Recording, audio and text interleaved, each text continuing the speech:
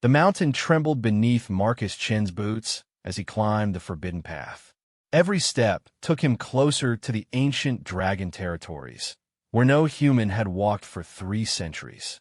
The 19-year-old engineering student from Earth Colony 7 had traveled across star systems to reach this moment, carrying nothing but a battered backpack and an impossible dream. The Galactic Council had laughed when he submitted his proposal. A treaty between humans and dragons? Impossible. The dragon clans had withdrawn from galactic politics after the Great Betrayal, when other species had tried to harvest their scales for faster-than-light fuel. They trusted no one, especially not the youngest species in the galaxy, humans. But Marcus had studied the old texts. He knew something the politicians didn't. Dragons respected courage above all else, and they had a weakness for those who approached them not with weapons or demands, but with genuine respect. The air grew thin as he reached the summit. Before him stretched a valley hidden by perpetual storm clouds, lit by occasional flashes of lightning that revealed massive shapes moving between the peaks. Dragon territory. Marcus pulled out his grandmother's jade pendant, a family heirloom that had survived Earth's evacuation 200 years ago. According to legend, it had once belonged to a Chinese emperor who had befriended the last Earth dragons before they departed for the stars. He hoped it would buy him safe passage, or at least a quick death instead of a slow one. The first dragon appeared without warning. One moment Marcus stood alone on the ridge. The next, a creature the size of a starship hovered before him, wings creating hurricanes with each beat.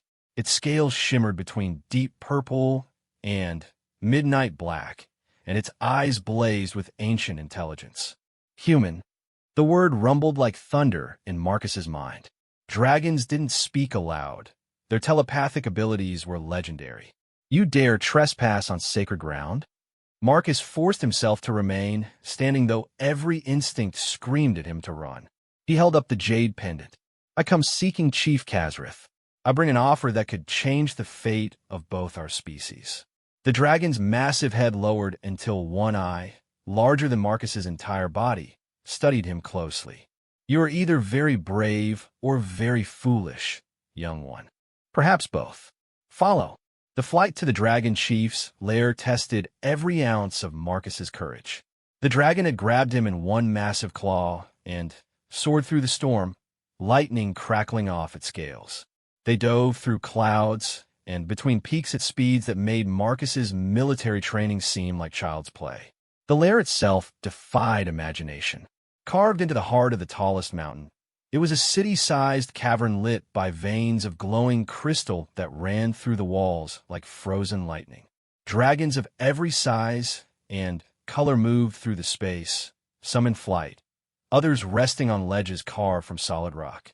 At the center, on a throne made from a single enormous gem, sat Chief Kazrith. Even among dragons, Kazrith was immense. 750 years had only added to his magnificence. His scales were pure gold that seemed to burn with inner fire, and his horns curved back from his head like a crown of obsidian. When he spoke, every other dragon fell silent. A human child stands before me. Kazrith's mental voice was surprisingly gentle, like distant thunder rather than the immediate storm. It has been 300 years since your kind last attempted to approach us. That delegation brought warships. You bring what? A piece of carved stone. Marcus stepped forward, ignoring the hisses from younger dragons around the chamber. I bring an offer, Chief Kazrith, and a warning. Speak then, Marcus Chun. The use of his name made Marcus's heart skip. Of course the dragon chief wouldn't know who he was. Dragons had mental abilities that made most species' technology look primitive. The hegemony is coming, Marcus said, his voice echoing in the vast chamber. The same alliance that drove you from the galactic community now faces an enemy that makes their past crimes seem like nothing. The Devourers have already consumed 3 star systems. They'll reach dragon space within 5 years. And you think we care what happens to those who betrayed us? A younger dragon, scales the color of fresh blood, pushed forward. Let them burn. Silence, VYTH, Kazrith commanded. The younger dragon immediately backed down. The chief's attention returned to Marcus. Continue. My people, humans, were fighting them. We're the only ones who've managed to slow their advance. But we're losing. We need allies. We need. Marcus took a deep breath. We need the dragons. Laughter rippled through the chamber, a sound like grinding stone. But Kazarith remained silent, studying the young human with eyes that had seen empires rise and fall. You offer alliance, the chief said finally. What makes you think dragons would ever trust again? What makes you think we need you? This was the moment Marcus had prepared for. He reached in his backpack and pulled out a small device, no larger than his palm. Several dragons tensed, ready to strike if it was a weapon. Because humans have something no other species has, Marcus said, activating the device. A hologram sprang to life above it, showing a dragon, but not like any in the chamber. This dragon was merged with technology, its scales reinforced with adaptive armor, its wings enhanced with energy fields that allowed flight in the vacuum of space. We have imagination, Marcus continued as gasps echoed through the chamber. Every other species tried to use dragon parts for their technology. Humans want to enhance dragons with our technology, not to control or limit you, but to make you even more powerful than you already are. The hologram shifted, showing dragon warriors equipped with human-designed weaponry that complemented their natural abilities. Dragon healers using human medical technology to treat injuries that traditional dragon healing couldn't touch. Dragon scouts using human sensors to extend their already formidable awareness across entire star systems. You're proposing augmentation, Kazarith said slowly. You would share your technology freely? Not freely, Marcus admitted. In exchange, we need your help against the Devourers. Your psychic abilities, combined with our technology, could create defenses that neither of us could achieve alone. Together, we could save both our species. Apart, we'll all fall. The chamber erupted in debate. Dragons argued in a symphony of mental voices, some outraged at the suggestion of accepting human technology, others intrigued by the possibilities. Through it all, Kazarith remained silent, his ancient gaze never leaving Marcus. Finally, the chief raised one massive claw, and silence fell instantly. You speak of partnership, young human. But partnerships require trust. Trust must be earned. What makes you, personally, worthy of such trust? Marcus had expected this.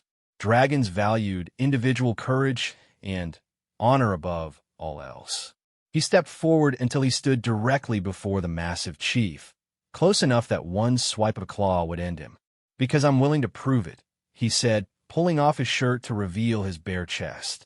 I offer myself for the bonding. The silence that followed was absolute. Even the ever-present rumble of distant thunder seemed to pause. The bonding was a ritual from the ancient days when dragons and riders had fought together.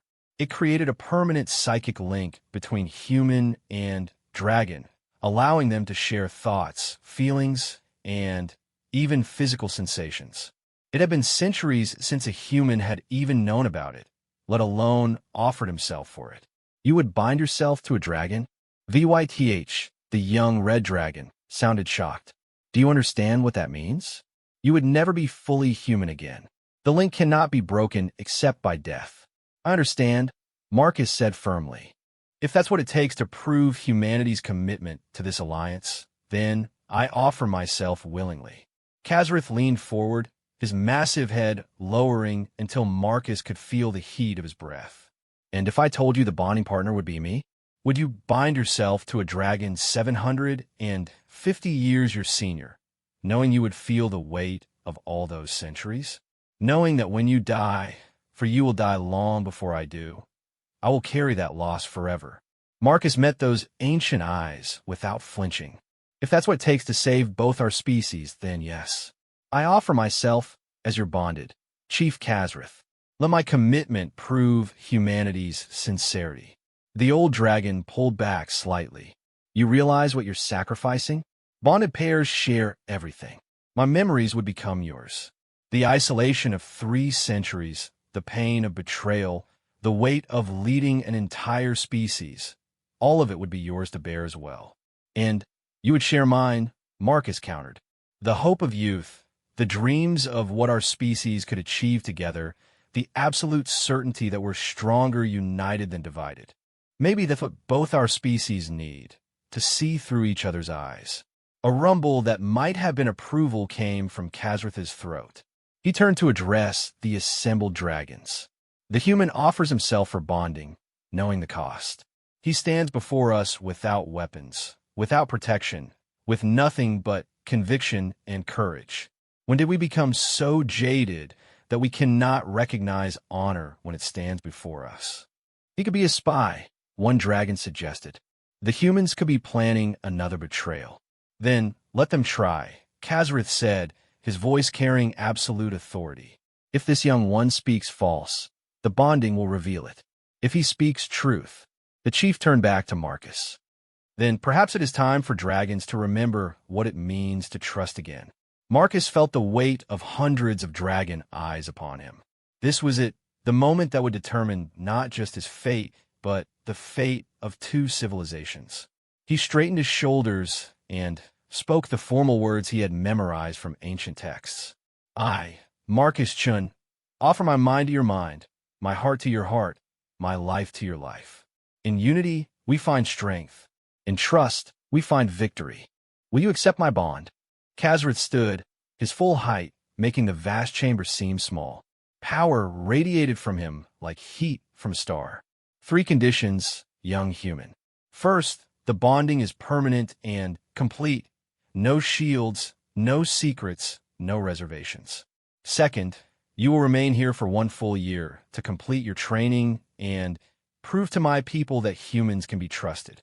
Third, if you ever betray this trust, I will personally ensure that humanity pays the price. Do you accept? Marcus didn't hesitate. I accept all conditions. Then let be done. Khazrith's mental voice echoed through every mind in the chamber. Call forth the witnesses. Prepare the circle of binding. Today, after 3 centuries of isolation, a dragon chief will take a human partner. Today, we begin to forge a new future. As dragons scrambled to prepare the ancient ritual, VYTH approached Marcus. The young red dragon lowered his head until he was eye level with the human. You're either the bravest human I've ever heard of, or the most foolish. Probably both, Marcus admitted with a shaky smile. But someone had to take the first step. If you survive the bonding, and that's not certain, human bodies aren't designed for dragon memories. You'll have my respect, VYTH said. But know this, betraying a bonded dragon isn't just death for you. The psychic backlash would kill every human with even a trace of psychic ability. You're gambling with more than just your own life. I know, Marcus said quietly. That's why I won't fail. The preparations took hours. Ancient runes were carved into the chamber floor with dragonfire. Crystals were arranged in precise patterns to focus and contain the psychic energy. Dragons took their positions around the circle, their combined mental energy creating a visible aurora in the air. Finally, Khazrith entered the circle, his golden scales blazing with inner light. He looked at Marcus one last time. Last chance to withdraw, young one. No one would think less of you. What we attempt has only been done successfully a handful of times in our history, and never with one so young as you. Marcus stepped into the circle without hesitation. I came here to change history, Chief Khazrith. Let's make it happen. Then let us begin. Khazrith's voice resonated through the chamber as the assembled dragons began to chant in their ancient language. By fire and thought, by scale and skin, by the bonds that transcend flesh, I accept your offer. My mind to your mind. Marcus felt the first touch of Khazrith's consciousness against his own, vast and ancient and overwhelming. It was like standing in the path of a tsunami, knowing you couldn't run, couldn't hide, could only endure. My heart to your heart. The ritual continued, and Marcus felt emotions not his own flooding through him. Centuries of pride, pain, loneliness, and fierce protectiveness for his people.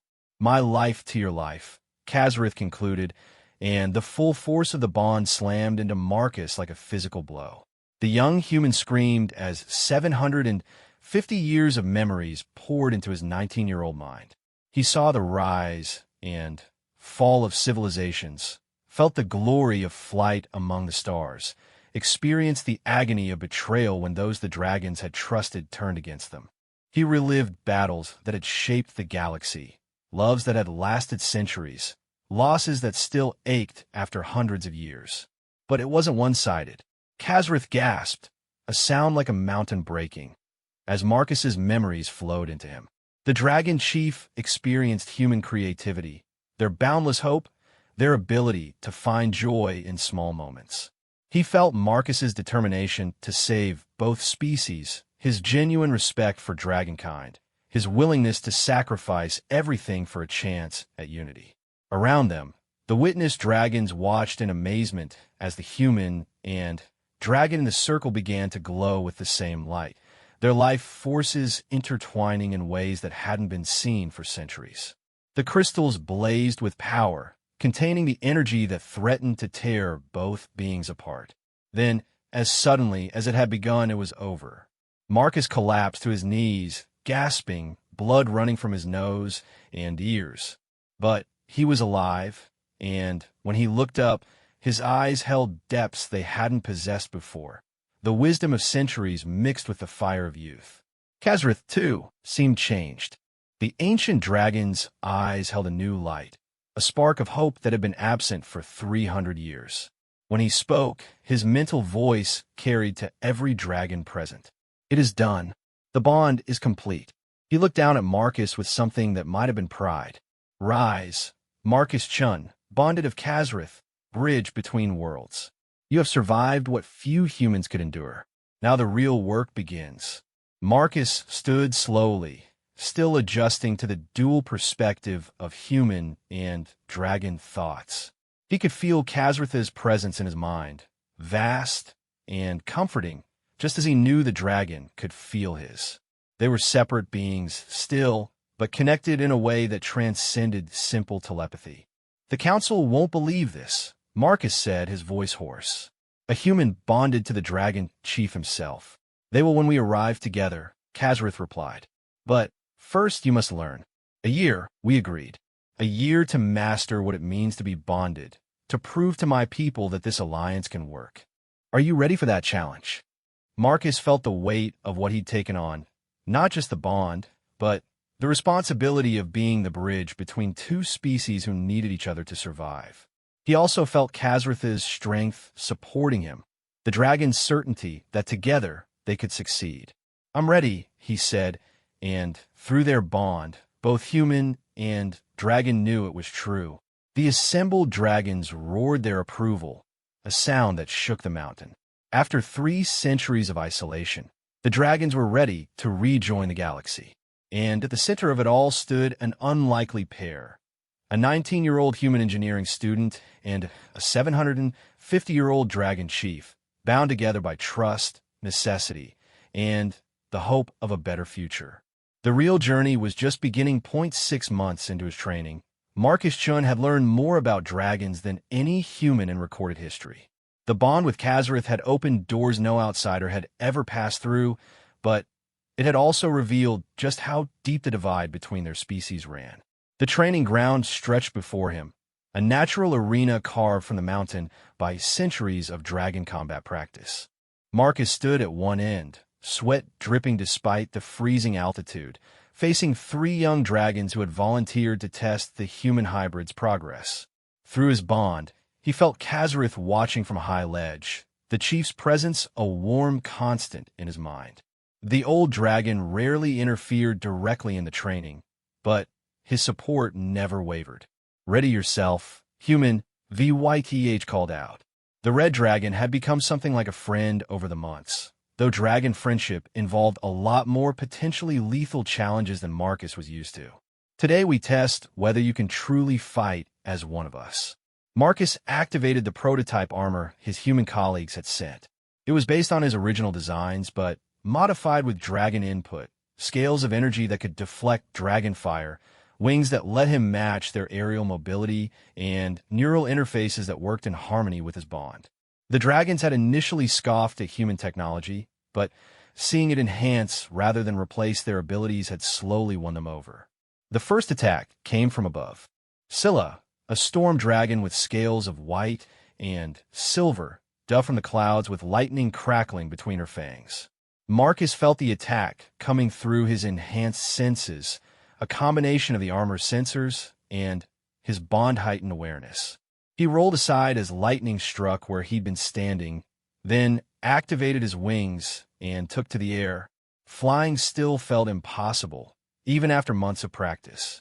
Humans weren't meant to soar, but the bond with Kazareth had rewired parts of his brain, giving him instincts that belonged in dragon neurons. The armor translated those instincts into reality, and Marcus rose to meet Scylla in aerial combat. She was faster, more experienced, but Marcus had advantages no dragon expected. He could think like both human and dragon, using tactics for both species. When Scylla breathed another bolt of lightning, Marcus didn't dodge. He activated the armor's energy absorption system, catching the lightning and redirecting it into his speed boosters. The sudden acceleration caught Scylla off guard. Marcus slammed into her side, using human close combat techniques modified for aerial fighting. They tumbled through the air, a tangle of scales and armor, before Scylla managed to break free with a laugh that sounded like thunder. "Not bad, little brother," she said, using the title the younger dragons had started calling him. "But can you handle all of us?" VYTH and the third dragon, an earth dragon named Korvax whose scales were the color of granite, joined the battle. 3 dragons against 1 augmented human should have been no contest. 6 months ago, it wouldn't have been. But Marcus had learned. He fought with Kazareth's centuries of experience guiding his instincts, human creativity shaping his tactics, and technology bridging the gap in raw physical power. When VYTH breathed fire, Marcus flew through it, his armor converting the heat to energy. When Korvax tried to pin him with gravity manipulation, an Earth Dragon specialty, Marcus used the armor's quantum stabilizers to maintain his own gravitational field. The battle raged for an hour, visible from valleys away as flashes of light, and roars of combat echoed off the peaks. Finally, Kazareth's mental command brought it to a halt. "Enough. You have all proven your points." The combatants landed, breathing hard but grinning, even the dragons, though their grins involve a lot more teeth than Marcus was entirely comfortable with. "He fights like a dragon," Korvax admitted grudgingly. The Earth Dragon had been one of the most skeptical about human partnership. "But he thinks like a human. It's unsettling." "It's effective," Scylla corrected. "I haven't been surprised in combat for decades. The human way of thinking, it's so different. They see possibilities we don't." Marcus deactivated his armor, feeling the drain of the extended battle. Through his bond, he sensed Kazareth's approval, but also concern. The chief was worried about something, had been for days. Later, in Kazareth's private chambers, a space that seemed designed for creatures 10 times larger than humans, Marcus finally asked about it. "The Galactic Council meets in 3 days," Kazareth explained, his mental voice heavy with old frustrations. "They've called an emergency session about the Devourer threat. They want the dragons to return to the Alliance." "Isn't that what we want?" Marcus asked, though through their bond, he could feel the answer was more complicated. "They want us to return on their terms," Kazareth clarified. "As subordinates, as resources to be deployed. They've learned nothing from their betrayal." Ambassador Thrick of the Hegemony has been particularly vocal. He believed dragons should submit to council authority or be declared enemies of galactic civilization. Marcus felt a surge of anger, his own and Kazareth's mixed together. They can't be serious. They need the dragons. The Devourers have consumed 2 more systems in the last month alone. The Council believes they can win without us. They're wrong, but pride makes fools of all species. Kazareth shifted, his massive form causing tremors in the chamber. "There's more. They know about you, about our bonding. They see it as contamination, a human corrupted by dragon influence. Or a dragon corrupted by human influence," Marcus said grimly. "They're afraid of what we represent, species working together as equals. Which is why we must present a united front. The training was to prepare you for combat, but what comes next may be harder. You must face the Council with me. Prove that our partnership is strength, not weakness. Marcus nodded, but felt a flutter of fear. Fighting dragons in training was one thing. Facing the political machinery of a dozen species who had ruled the galaxy for millennia was another. The next days were spent in preparation. Dragons who had mastered galactic law briefed them on council protocols. Others shared intelligence about the current political situation, which species might support them, which would oppose, which could be swayed. The human contingent, led by Admiral Sarah Chun, no relation, despite the shared surname, arrived the day before departure. Marcus barely recognized some of his former colleagues. 6 months of separation had changed them, or maybe it was he who had changed. "Marcus," Admiral Chun said, studying him with sharp eyes. "You look different." He was different. The bond had changed him physically as well as mentally. His reflexes were faster, his senses sharper. His eyes held flecks of gold that matched Kazrath's scales. The dragon magic that flowed through the bond had marked him permanently. "The Council won't be happy about this," Dr. James Wright, the lead scientist on the Dragon-Human Integration Project, said after scanning him. "You're proof that humans and dragons can merge more than just technology. Some will see that as a threat to human purity." "Let them," Marcus said, surprised by the steel in his own voice. "We don't have time for their prejudices. The Devourers don't care about species purity when they're consuming entire worlds." The journey to the Council Station required both human and dragon technology. The dragons could fly through space, one of their abilities that still amazed xenobiologists, but only for limited distances. The human ships, modified with dragon-inspired propulsion systems, could carry them faster and further than ever before. Marcus rode with Kazrath, their bond making communication easy even across the vacuum of space. A full wing of dragons accompanied them, along with a fleet of human vessels. It was the largest combined force of both species ever assembled. The Council Station orbited a neutral star, a massive structure that could accommodate beings from every member species. As they approached, Marcus felt the tension ratcheting up through both human and dragon ranks. This meeting would determine whether they faced the Devourers united or divided. The docking process was deliberately complicated, designed to humble petitioners before the Council. But dragons didn't do humble, and neither did humans who had learned to think like them. When Port Authority tried to direct them to a minor docking ring, Kazrath simply ignored them and headed for the main diplomatic bay. "You can't dock there." The port controller's voice rose in panic. "That's reserved for council members only." "Then, it's fortunate I'm reinstating dragon membership," Kazrath replied calmly, his mental voice broadcasting on all channels. "Unless the council wishes to debate that while the Devourers consume another system." They docked without further protest. The council chamber was a marvel of engineering, designed to accommodate everything from methane-breathing Sclath to the energy beings of the Luminous Collective. At its center sat the Circle of Authority, where the representatives of the 12 ruling species held court. Ambassador Thrick of the Hegemony spoke first, his 4 arms gesturing dramatically. The Hegemony had always been the most politically powerful faction, using manipulation and bureaucracy where others might use force. "The dragons return at last," Thrick said, his voice dripping with false warmth. "And they bring pets." His multifaceted eyes fixed on Marcus with obvious disgust. "We bring allies," Kazrath corrected, his mental voice filling the chamber with its power. Several lesser representatives flinched. "Something this council has forgotten the meaning of." "You bring abominations," Representative Kalos of the Pure Strain faction interjected.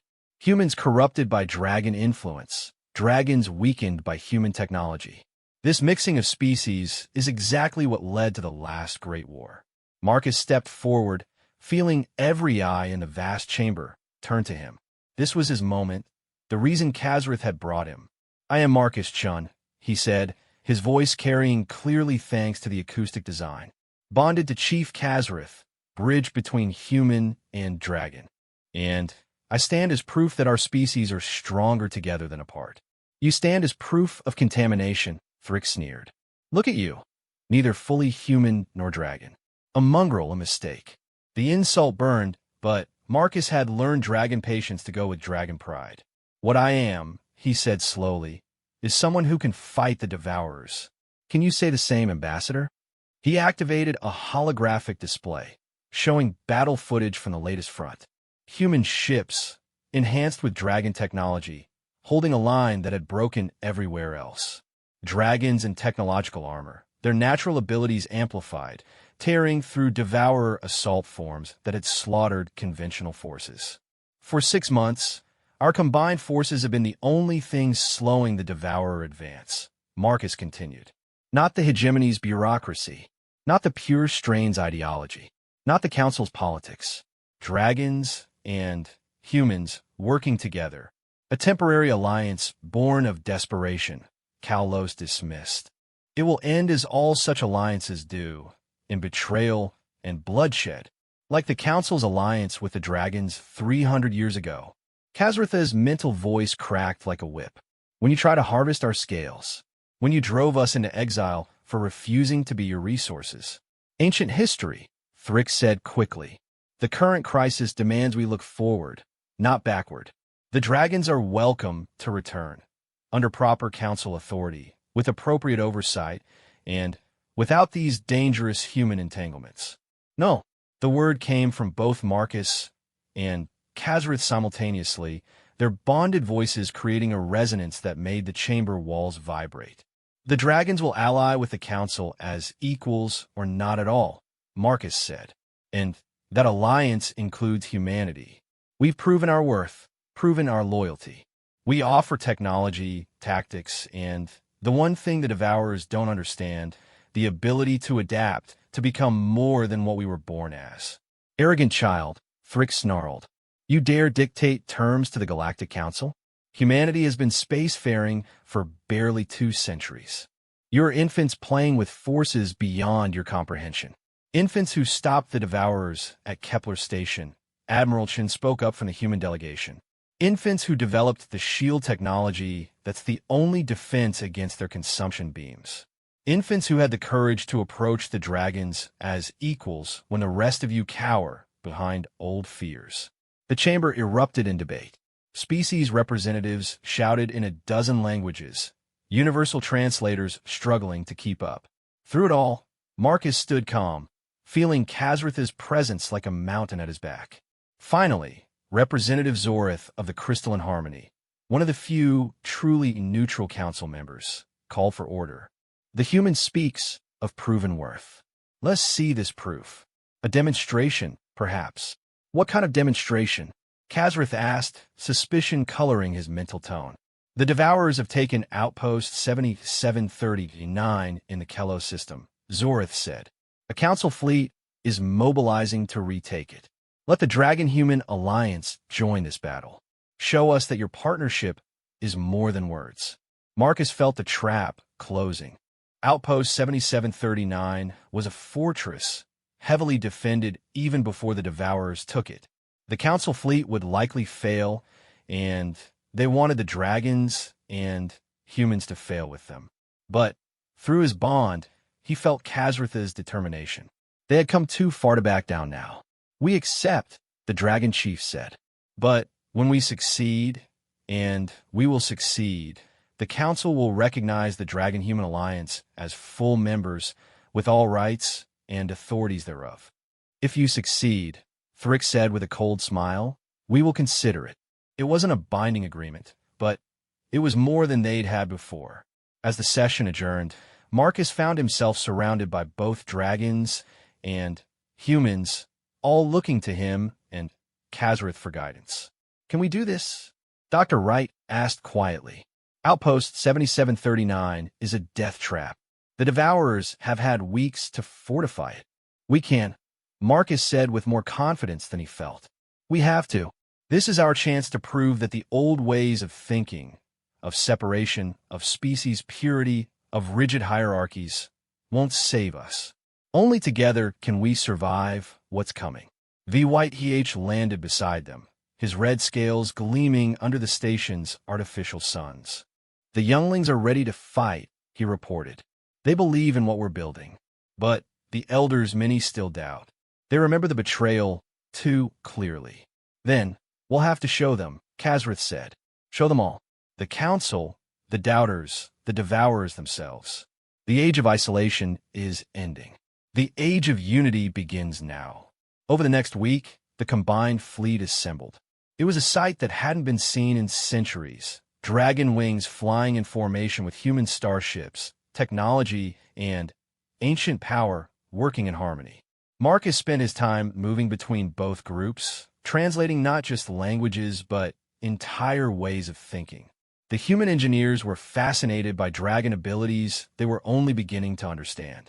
Dragons who could manipulate gravity, who could phase through solid matter, who could generate energy fields that defied physics. Meanwhile, the dragons were amazed by human creativity, the way they could take a simple concept and spin it into a dozen innovations. Your minds are so quick, Scylla told Marcus as they watched human and dragon technicians working together. You see possibilities everywhere. It's exhausting and exhilarating. And you see the deep patterns, Marcus replied. The connections between things that humans miss because we're moving too fast. Together, we see the whole picture. The battle plan they developed was unlike anything in military history. Dragons would phase through the station's shields, carrying human strike teams in specially designed armor. Human ships would provide covering fire, their weapons enhanced with dragon energy manipulation. The entire assault would be coordinated through bonded pairs like Marcus and Kazrith, allowing instantaneous communication across the battlefield. On the eve of battle, Marcus stood on the observation deck of the flagship, looking out at the assembled fleet. Through his bond, he felt Kazrith's presence on the dragon carrier nearby, the old chief preparing his people for what might be their last fight. Scared, Admiral Chen joined him at the viewport. Terrified, Marcus admitted, but not just of the battle. If we fail, both our species might be doomed. The Council will never accept us, and, without united support, the Devourers will consume us all system by system. And if we succeed, Marcus smiled, feeling a pulse of confidence from Kazrith through their bond. Then, we change the galaxy. We prove that the future isn't about one species dominating others, but about finding strength in our differences. The Council won't give up power easily, the Admiral warned. Even if we win this battle, the political war will continue. One battle at a time, Marcus said. First, we show them what dragons and humans could do together. The rest will follow. A chime signaled the final briefing. As Marcus headed to the conference room, he felt the weight of history on his shoulders. 9 months ago, he'd been just another engineering student with an impossible dream. Now he stood at the center of an alliance that would either save the galaxy or die trying. The briefing room filled with an unlikely mix, dragon elders in their ancient dignity, human officers in crisp uniforms, technicians, and warriors from both species learning to work as one. At the center, Marcus and Kazrith stood together, living proof that the impossible could become reality. Tomorrow, we face the Devourers at Outpost 7739, Kazrith began, his mental voice reaching every mind present. But we also face the fears and prejudices of 1,000 years. We fight not just for victory, but for the right to stand together as equals. The Council expects us to fail, Marcus added. They've set us up to prove that dragons and humans can't work together. Let's prove them wrong. Let's show them that together, we're unstoppable. A roar went up from both species, dragon bellows mixing with human cheers in a sound that shook the ship. Tomorrow would bring battle, possibly death. But tonight, for the first time in 3 centuries, dragons and humans stood united. The age of isolation was ending. Whatever came next, they would face it together. The Devourer-controlled Outpost 7739 hung in space like a cancer, its once gleaming hull now covered in the organic, writhing mass that marked their corruption. Marcus stood on the bridge of the combined command ship, watching the tactical display with eyes that saw in both human and dragon spectrums. Through his bond with Kazrith, he felt the dragon chief's presence on the carrier Sunfire's wrath, preparing the assault wings. 9 months of shared consciousness had made them more than partners. They were two halves of a strategic whole. Devourer's signatures are off the charts, Dr. Wright reported, his voice tight with worry. They've had 3 weeks to integrate with the station's systems. The whole structure is essentially alive now. Which is why conventional tactics won't work, Marcus replied, manipulating the holographic display. Admiral Chun, are your ships in position? Strike Wings Alpha through Delta standing by, the Admiral confirmed. The new Dragon Tech shields are holding, but we've never tested them against concentrated Devourer consumption beams. First time for everything, Marcus said with a confidence he didn't entirely feel. Through the bond, Kazrith sent a pulse of reassurance. Remember, the dragon's mental voice was private, meant only for him. Fear is natural. It's what we do despite the fear that matters. The battle plan was ambitious to the point of insanity. While the human fleet engaged the Devourer's outer defenses, drawing their attention and firepower, Dragon Strike teams would phase through the station's corrupted hull. Each dragon carried human soldiers in specially designed pods that would allow them to survive the phase transition, something that had taken months of dangerous experimentation to perfect. Marcus himself would lead the primary assault team, riding with VYDH while maintaining his bond with Kazrith to coordinate the entire battle. It was a level of multitasking that would have been impossible without the neural changes the bonding had wrought. All units report ready, Communications Officer Torres announced. The Council Observation Fleet is maintaining position at minimum safe distance. Of course they are, someone muttered. Wouldn't want to risk their precious ships. Focus, Admiral Chin commanded. What the Council thinks doesn't matter right now. Only the mission matters. Marcus activated the fleet-wide communication system, knowing his words would reach both human and dragon forces. This is Marcus Chun. In 30 seconds, we make history. Not as humans or dragons, but as allies. Remember your training. Trust your partners. Today, we show the galaxy what unity looks like. A chorus of acknowledgments came back, human voices mixing with dragon mental touches. Marcus made his way to the launch bay, where VYTH waited, the red dragon already equipped with a hybrid armor they developed together. Ready for this, little brother? VYTH asked, lowering himself so Marcus could mount the specially designed saddle. It felt strange, archaic even, but it was the most efficient way to maintain physical contact during phasing. As ready as anyone can be for something that's never been done before, Marcus replied, securing himself and activating his own armor. The neural link between his suit and VYTH's system synchronized, creating a seamless interface. Begin the assault. Kazrith's command echoed across the bond to all dragons. Space erupted into chaos. The human fleet opened fire with weapons that combined traditional plasma technology with dragon energy manipulation. The shots didn't just damage. They disrupted the Devourer's organic cohesion, causing parts of the corrupted station to writhe in pain. The Devourers responded instantly. Consumption beams lanced out from the station, violet energy that could reduce matter to its component atoms and absorb it. The new shields held barely. Marcus watched one human frigate's shield fluctuate dangerously before dragon partners channeled additional power to reinforce it. Phase teams go, Admiral Chin ordered. VYTH launched from the carrier, joining dozens of other dragons in the void. Without the armor, exposure to hard vacuum would have killed the human passengers in seconds. With it, they could survive long enough to reach their target. The sensation of a dragon phase was unlike anything Marcus had experienced in training. Reality seemed to stretch and twist, colors that had no names blazing across his vision. He felt VYTH's strain. Phasing alone was difficult enough. Doing it while carrying another being pushed dragons to their limits. They materialized inside the station's corrupted corridors.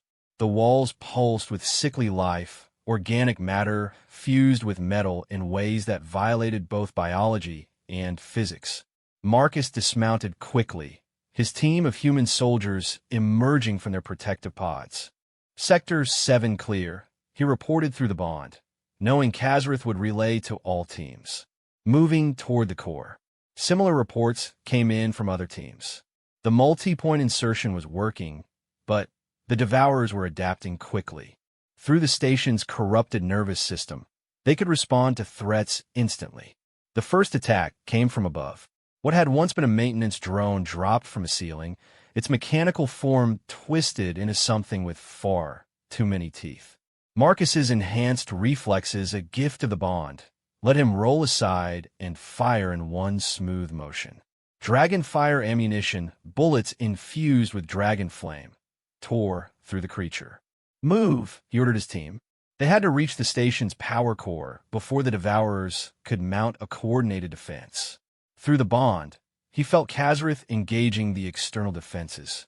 The Dragon Chief led his wing in devastating attack runs, their combined breath weapons carving through corrupted hull plating. But for every section they destroyed, the Devourers grew two more. "Marcus, we have a problem," Dr. Wright's voice crackled over comms. "The Devourers are adapting to our weapons faster than predicted.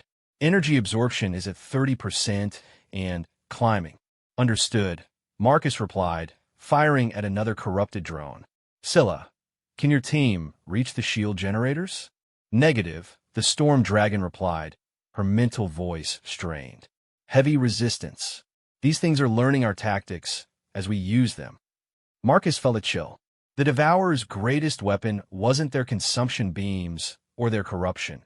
It was their ability to adapt, to learn, to become immune to whatever killed them last. They needed a new strategy.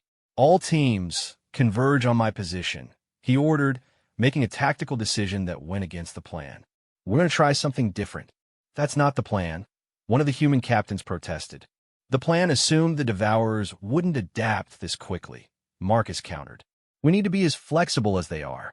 As the teams fought their way through corrupted corridors to join him, Marcus explained his new approach through the bond network.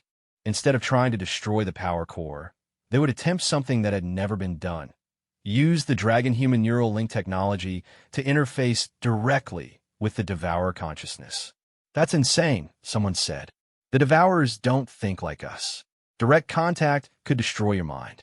"Maybe," Marcus admitted, "but I'm already bonded to a dragon. My mind has survived one impossible merger. And we're not trying to control them, just disrupt them long enough for the fleet to deliver the killing blow." VYEH was the first to understand. You want to bond with the station itself. Use the same process that links dragon and human to create feedback in the Devourer network. "Exactly. But I'll need every bonded pair we have to share the load. No one mind could handle it alone." Through the battle raging outside, Khazrith's concern pulsed through their bond. "This risks everything. If you fail, the backlash could kill every bonded pair in the fleet." "If we don't try, we die anyway," Marcus replied. "The Devourers are adapting too fast. This is our only chance." A long pause, then Khazrith's acceptance. "I trust you. We all trust you. Do what must be done." The combined teams reached the power core chamber after fighting through waves of corrupted defenders. The core itself was a nightmare fusion of technology and biology, pulsing with stolen life force from the station's original crew. Marcus and the other bonded pairs, 3 other humans who had undergone the ritual in recent months, formed a circle around the core. Their dragon partners took defensive positions, ready to hold off the Devourer's response. "Link established," Marcus said as the bonded pairs joined hands, their combined consciousness creating a network that spanned species. "Beginning interface attempt." The moment they touched the corrupted core, alien thoughts crashed into their linked minds. The Devourers were not individuals, but a collective, a hunger given form and purpose. They consumed not out of malice, but out of need. They were entropy incarnate, the universe's way of recycling matter and energy. But within that alien hunger, Marcus found something unexpected: fear. The Devourers feared the Dragon-Human Alliance because it represented something they couldn't consume or corrupt: willing unity, chosen bonds rather than forced absorption. "Show them." Khazrith's voice echoed through the link. "Show them what they can never have." Marcus opened his mind fully, letting the Devourers see the bond between human and dragon. Not consumption, not domination, but partnership. Two beings choosing to share their lives, their thoughts, their very souls while remaining individuals. It was anathema to everything the Devourers were. The reaction was immediate and violent. The Devourer consciousness recoiled, its unity fragmenting as it tried to process something outside its nature. Throughout the station, corrupted systems began to fail as the collective mind turned on itself, trying to understand the impossible. Now, Admiral Chin's voice cut through the chaos. All ships, concentrate fire on the following coordinates.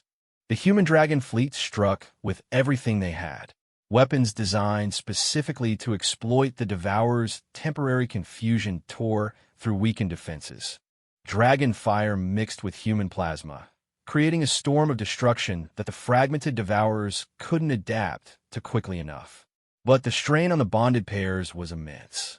Marcus felt his consciousness stretching, threatening to fragment under the alien pressure. Blood ran from his nose, his ears. Around him, the other bonded humans showed similar signs of strain. "Hold on," Asterisk Kazrith commanded, pouring strength through their bond. Just a little longer. The station shuddered, its death throes shaking the entire structure.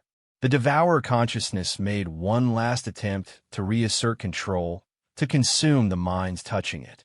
Marcus felt its hunger like a physical force, trying to tear him apart and absorb the pieces. But he wasn't alone. Through the bond network, for humans and for dragons stood as one. Their combined will, their chosen unity, was stronger than forced consumption could ever be. The Devourer consciousness shattered completely, its fragments scattering into the void. "Get out!" Marcus shouted as the station began to collapse. "All teams, evacuate now." The escape was a blur of running, flying, and phasing. Dragons grabbed their human partners and fled through failing corridors as the station tore itself apart. Marcus clung to VYTH as the red dragon phased them through the hull just as the power core went critical. The explosion lit up space like a new star.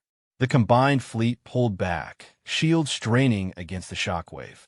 When the light faded, Outpost 7739 was gone, reduced to expanding clouds of debris. But they had won. On the bridge of the command ship, exhausted cheers went up from both species. Marcus slumped in a chair, his mind still reeling from contact with the Devourer consciousness. Through their bond, he felt Kazrith's pride and relief in equal measure.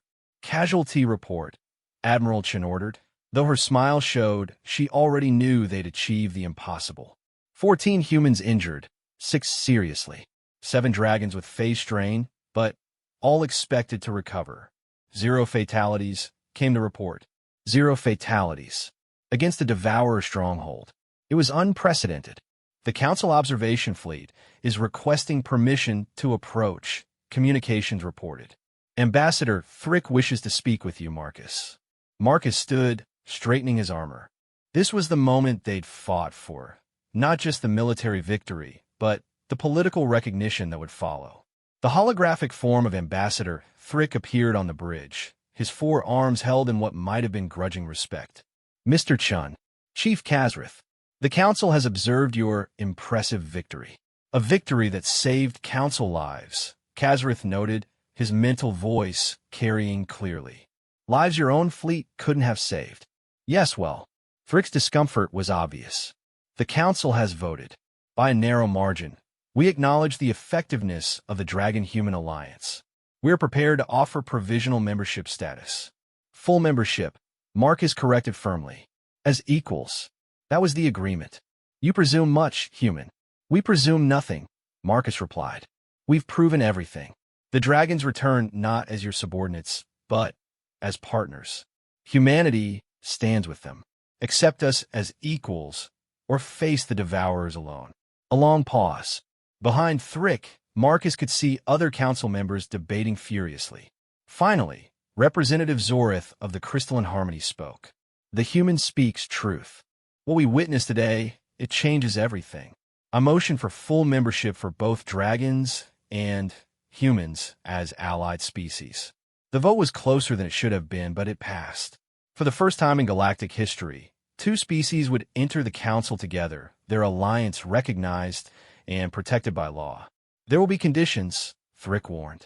Integration procedures, power-sharing agreements.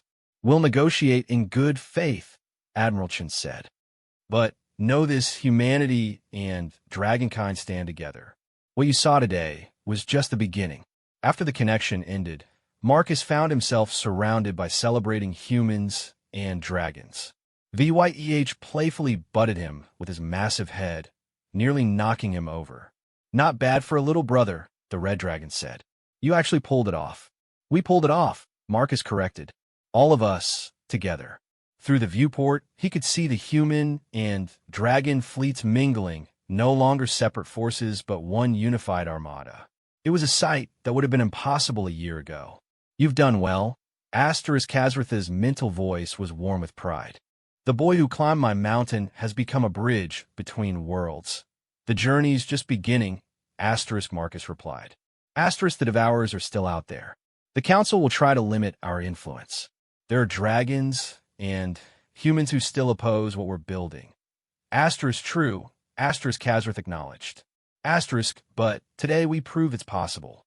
Dragons and humans fighting as one. The galaxy will never be the same. Over the following days, the full impact of their victory became clear. 3 more systems reported Devourer retreats, the collective consciousness pulling back to reassess this new threat. Dragon holds that have been isolated for centuries opened their borders to human visitors. Human colonies that had never seen a dragon except in historical vids welcomed their new allies. The integration wasn't without challenges. Cultural misunderstandings, technological incompatibilities, and centuries of separation couldn't be overcome overnight. But Marcus and Kazra stood at the center of it all, living proof that the impossible was just another word for haven't done it yet. A month after the battle, Marcus stood once again on the mountain where it had all begun. But this time, he wasn't alone. Hundreds of dragons and humans had gathered for a ceremony that would have been unthinkable before. The formal ratification of the Dragon-Human Compact, a treaty that bound their species in alliance for all time. You realize, Kazrath said privately through their bond, that your life expectancy is now measured in centuries rather than decades? The bond changes humans in ways we're only beginning to understand. Marcus smiled, watching young humans and dragons training together in the valley below. I can think of worse fates than spending centuries building the future we dreamed of. Even if that future involves endless council meetings and political maneuvering. Even then, Marcus laughed. Though I think I prefer fighting Devourers. At least they're straightforward about wanting to consume you. The ceremony began with fire and starlight, dragons and humans raising their voices together in a song that spanned species. The treaty was signed with both claw and hand, sealed with both dragon flame and human technology. But the real triumph wasn't in the formal documents or political recognition. It was in the sight of a young human engineer teaching a dragon hatchling about quantum mechanics.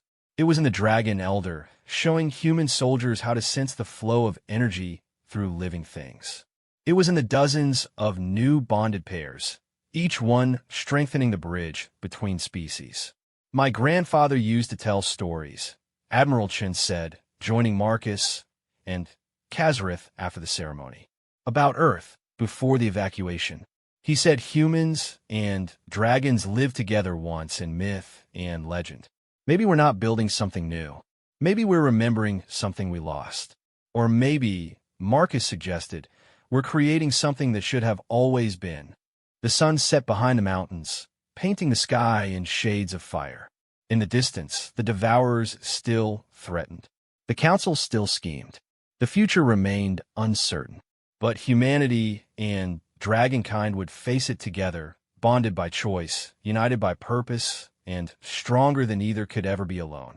The 19-year-old who had climbed a mountain with an impossible dream had become the architect of a new age. And beside him, A 750-year-old dragon who had forgotten how to hope had found it again in the most unlikely of places, the stubborn courage of a young human who refused to accept that different meant enemy. Together, they had sent shockwaves across the realm. Together, they would reshape the galaxy itself. The pact was made. The future was calling. And for the first time in centuries, both dragons and humans were ready to answer as one.